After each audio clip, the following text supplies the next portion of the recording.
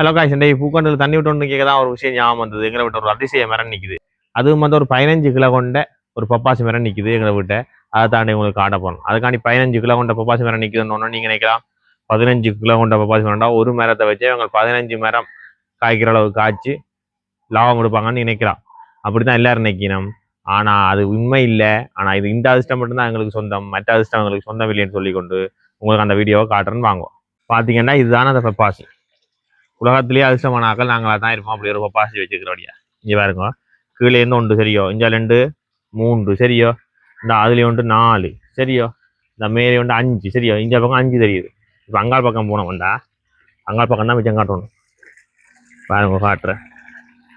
5 சரியோ, அங்கே இருக்கு 6, மேலே 7 8 9 10 11, அங்காள 3 இருக்குது சரியா. மொத்தம் 14, நேர போகிற 15 சரியோ. மொத்தம் 15 கிளை இருக்குது சரி. அப்போ 15 கிளையிலையும் எத்தனை எத்தனை காய்ச்சிருக்குன்னு கேட்டிங்களா. இதுலேயும் 1, அதுலேயே ஒரு 2, இதுலேயே ஒரு 2, மேலே ஆக உச்சத்தில் ஒரு 2, அங்கேயே ஒரு 2 சரியா. இங்கே சுரேஷ் இங்கே வந்து தண்ணி குடிக்கிறான். தண்ணி குடிக்கிற இடம் இல்லாமல் எல்லா இடம் வைக்கிற இடம் எல்லாம் குடிக்க மாட்டான். சரி, இங்கே இதுக்கு தண்ணி குடிக்காம பார்த்தேன். இது ஒரு விளையாட்டு மரம். இந்த விளையாட்டு மரத்தை பாருங்க.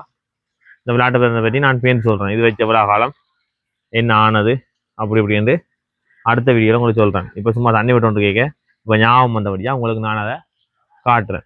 இது ஃபுல்லாக அப்போ நேற்று தண்ணி விடாண்டிக்கே திருப்பி விடுற வேண்டாம். பசலை போட்டபடியாக தொடர்ந்து 2 நாளைக்கு தண்ணி விடணுன்றக்காண்டி விடுறேன். லூசு மாதிரி நேற்று விட்டக்கேண்டா விடுறேன்டா யாரும் நினைக்கக்கூடாதுன்றபடியாக தான் சொல்லி கிடக்க வழியா, வேறு ஒன்றும் இல்லை. சரி, அடுத்த வீடியோவில் சந்திப்பேன். சரியோ, நன்றி, வணக்கம்.